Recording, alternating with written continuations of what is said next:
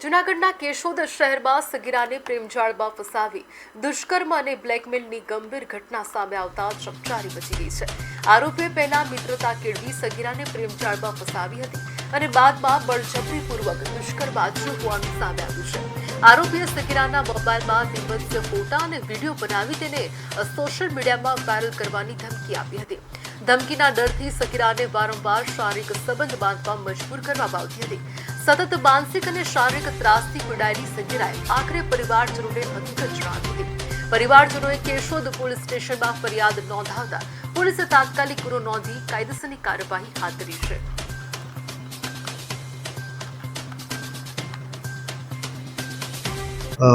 ભોગ બનનારની મરજી વિરુદ્ધ ફરિયાદીશ્રીના ઘરે આવી સરસ સંબંધ બાંધેલો હોવાની હકીકત જણાવતા તેઓની ફરિયાદ રજીસ્ટરે લઈ આ કામેના આરોપીની ધરપકડ કરવાની કાર્યવાહી ચાલુમાં છે।